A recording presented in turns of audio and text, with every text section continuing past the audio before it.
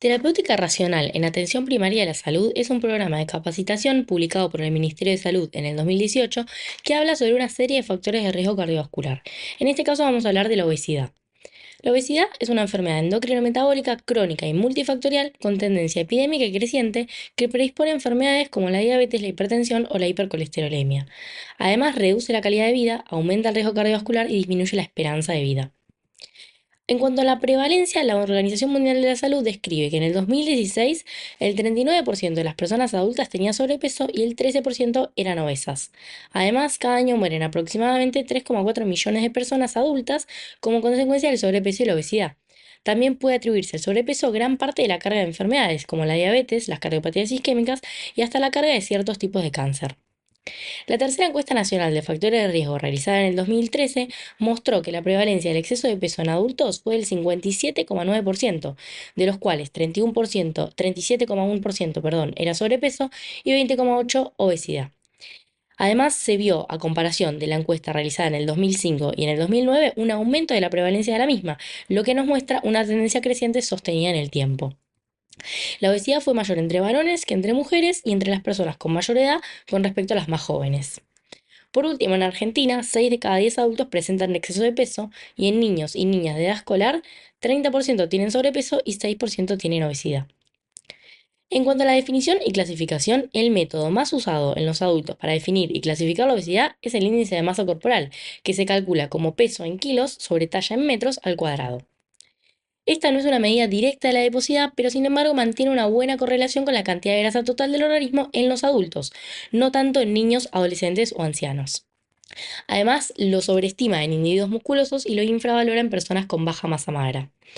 Otro parámetro importante es la circunferencia de cintura o el perímetro abdominal, cuyos límites son 102 centímetros en los hombres y 88 centímetros en las mujeres. La distribución de la grasa corporal es un predictor independiente de riesgo y morbilidad, y la localización central o abdominal nos habla de mayor riesgo. En cuanto a la clasificación, tenemos un normopeso, que es un IMC entre 18,5 y 24,9, sobrepeso, un IMC de 25 a 29,9, y ya tenemos obesidad a partir de IMC de 30, obesidad clase 1 de 30 a 34,9, obesidad clase 2 de 35 a 39,9 y obesidad clase 3 mayor o igual a 40. Y esto que tenemos acá es el riesgo de comorbilidad que nos da si la circunferencia de cintura está aumentada o no. En función también del IMC y del perímetro abdominal se puede evaluar el riesgo para la salud y determinar así la intensidad del tratamiento. Por ejemplo, en una persona con sobrepeso con un perímetro abdominal bajo no hay aumento del riesgo, pero si el perímetro abdominal ya es alto o muy alto, el riesgo aumenta. Y directamente la obesidad clase 3, 2 y 3, el riesgo es elevado o muy elevado sin importar el perímetro abdominal. En cuanto a la etiología, tenemos una combinación de factores genéticos con factores medioambientales y la base fisiopatológica es la adiposidad. La causa es un desequilibrio entre el aporte, es decir, lo que se ingiere en los alimentos, y el gasto calórico, donde el excedente de calorías se almacena en el peso corporal. Los factores ambientales que más influyen son un mayor consumo de alimentos y bebidas hipercalóricas, con un alto contenido de grasas y de azúcares y una menor cantidad de actividad física. Algunas causas de obesidad secundaria, que si bien son raras, hay que tener en cuenta, son, por ejemplo, la obesidad neuroendocrina, por ejemplo, la hipotalámica, síndrome de Cushing, hipotiroidismo, síndrome ovario poliquístico, síndromes genéticos malformativos, la discapacidad física o intelectual, la lipomatosis o las lipodistrofias, o la obesidad inducida por ciertos fármacos, por ejemplo, las hormonas como los glucocorticoides, algunos antidiabéticos, algunos antipsicóticos como la risperidona, algunos anticomiciales, los antidepresivos tricíclicos, el litio, la isoniazida y la suspensión de la nicotina por el cese del hábito tabáquico. En cuanto a la evaluación del paciente, primero debemos realizar una anamnesis donde preguntemos sobre la cronología del exceso de peso corporal, esto es la edad de inicio, la evolución con sus pesos máximos y mínimos, los posibles desencadenantes, por ejemplo, cambios de trabajo, embarazo, cuadros ansiosos o depresivos, ciertos fármacos, los antecedentes familiares, los intentos previos de pérdida de peso y la respuesta a tratamientos previos. También hay que preguntar sobre el patrón del comportamiento alimentario. Acá se recomienda llevar un registro alimentario de 24 horas donde se vea el número de comidas que realiza, dónde y con quién, las formas de preparación, el tiempo que le dedica, las preferencias o los hábitos compulsivos y la costumbre de picar. También hay que preguntar sobre el estilo de vida, esto es la actividad física diaria, que puede ser caminar, subir escaleras, y la programada, que puede ser ir al gimnasio, correr, natación, entre otras. Aspectos psicológicos como el estado emocional, la percepción y sobre todo las expectativas del paciente y por qué quiere perder peso, las comorbilidades, los hábitos tóxicos y los factores socioeconómicos y la situación laboral. En el examen físico hay que pesarlo, medirlo y calcular el índice de masa corporal, medir el perímetro abdominal que se hace en el punto medio entre la espina ilíaca antero-superior y el margen costal inferior, tomar la presión y buscar signos de complicaciones asociadas a la obesidad. Luego hay que estimar el riesgo cardiovascular global, que esto se hace con las tablas de la OMS. Y por último, como estudios complementarios, pedir un laboratorio que incluya hemograma, glucemia, perfil lipídico, hepatograma, función renal y ácido úrico. En cuanto al tratamiento, lo primero que hay que hacer es reconocer la etapa del cambio en la que esté el paciente para implementar estrategias de tratamiento y seguimiento individualizadas. Los estadios de cambio son 5 según el modelo de Prochaska, que son la precontemplación, la contemplación, la preparación para la acción y el mantenimiento.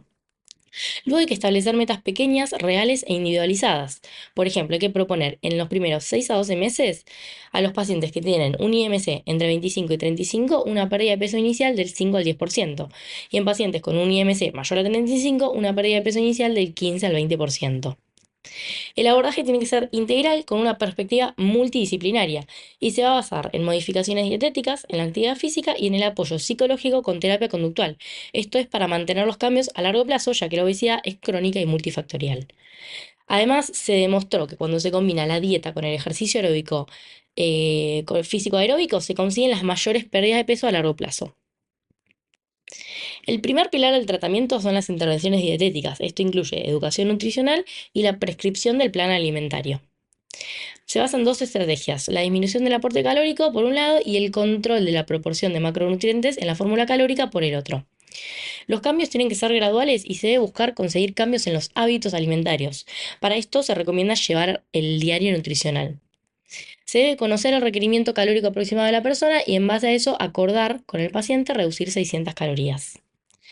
Algunas recomendaciones que le podemos dar al paciente son que planifique las comidas y las compras, que respete los horarios, que no postergue las comidas, que lleve a la mesa la comida servida en el plato y no en las fuentes, que use platos chicos, que no vaya al supermercado con hambre para no comprar cosas innecesarias, que mastique despacio y se siente para comer, que presente el plato de manera creativa y que se lleve al trabajo la comida preparada de su casa. Otras recomendaciones más con respecto a los grupos alimenticios son limitar las grasas, porque tienen el doble de calorías que las proteínas y los hidratos, reducir el tamaño de las porciones, aumentar el consumo de frutas y verduras, ya que aportan fibras y tienen baja densidad calórica. Las frutas se recomiendan de 2 a 3 por día. Aumentar el consumo de agua y evitar las bebidas azucaradas, las infusiones que sean sin azúcar o con edulcorante, realizar las 4 comidas diarias, recomendar los lácteos descremados, incorporar proteínas de origen animal, desaconsejar los ayunos prolongados. En cuanto al pan, las galletitas y las tostadas, no comerlas en las comidas principales, sí se podría incluir en los desayunos y las meriendas. En cuanto a las legumbres, si bien aportan fibras y proteínas, tienen un valor calórico importante, por eso se recomienda un máximo de 3 cucharadas soperas. Lo mismo con los cereales, que además deben ser sin azúcar si se usan en el desayuno o la merienda. Y los condimentos tienen que ser bajos en calorías. La recomendación es el típico plato que tiene un 25% de almidones y cereales, un 25% de proteínas y un 50% de verduras con las grasas saludables aparte.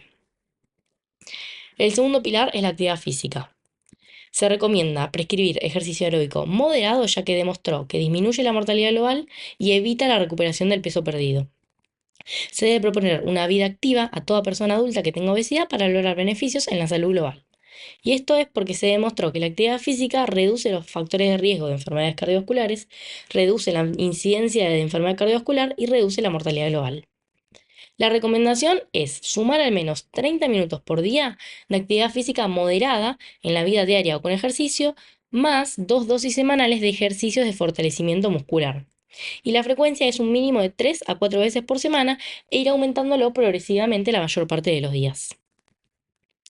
El tercer pilar son las intervenciones psicológicas, que se recomienda el abordaje conductual asociado a un plan alimentario y al ejercicio físico. El cuarto pilar es el tratamiento farmacológico. Acá se recomienda que en personas con obesidad que adhieran al tratamiento convencional y sobre todo si tienen hipertensión o diabetes, Administrar Orlistat, 120 miligramos 3 veces al día durante 12 meses, y esto es para contribuir levemente al descenso de peso. También se recomienda dar Orlistat en personas que tengan obesidad e intolerancia a la glucosa, que ya estén realizando el plan alimentario y otros cambios del estilo de vida, y esto es para disminuir el riesgo de la progresión a la diabetes. Algunos efectos adversos más frecuentes son los gastrointestinales, y si se indica por más de un año se debe considerar suplementar con vitaminas liposolubles. El liraglutide se prescribe en pacientes que tengan diabetes tipo 2 y enfermedad cardiovascular, y no se encuentra en el momento que se imprimió este fascículo indicado exclusivamente para el tratamiento del sobrepeso u obesidad. Otros fármacos que tampoco se recomiendan para el descenso de peso son el topiramato, la metformina, la fluoxetina, suplementos dietarios, hormona tiroidea, hormona de crecimiento, suplementos homeopáticos o herbales, anfetaminas, entre otros.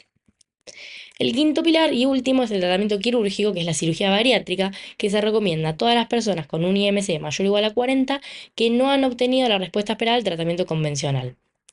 Puede ser cualquier técnica, eso va a depender del equipo que lo vea. Puede ser una banda gástrica ajustable, la manga gástrica, el bypass gástrico, el Niederrux, porque todas demostraron efectividad para sostener el descenso del exceso de peso a corto y largo plazo, mejorar la hipertensión, mejorar o remitir la diabetes y reducir la mortalidad global y la mortalidad cardiovascular.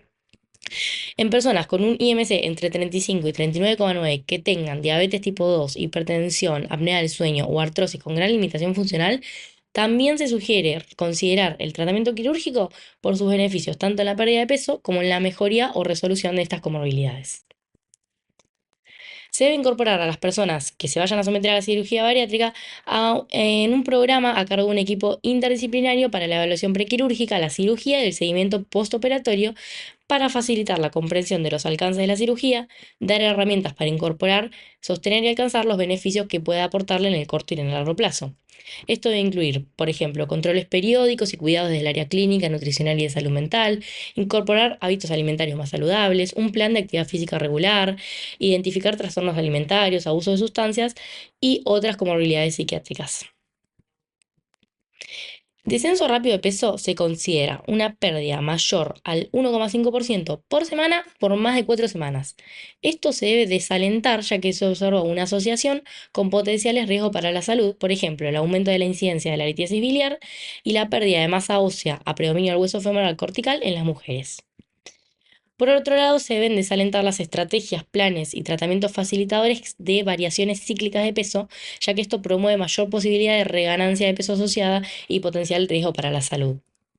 Por último, tenemos que saber cuándo derivar a un servicio especializado. Esto es, cuando tenemos una respuesta no esperada a la propuesta terapéutica, cuando la persona con obesidad, después de 6 meses de tratamiento indicado, no logra cumplir con las metas propuestas, cuando hay causas de obesidad secundaria, cuando hay enfermedades complejas o necesidades que no puedan ser manejadas en el primer nivel de atención, cuando hay necesidad de tratamiento quirúrgico o, por último, cuando hay trastornos de la conducta alimentaria.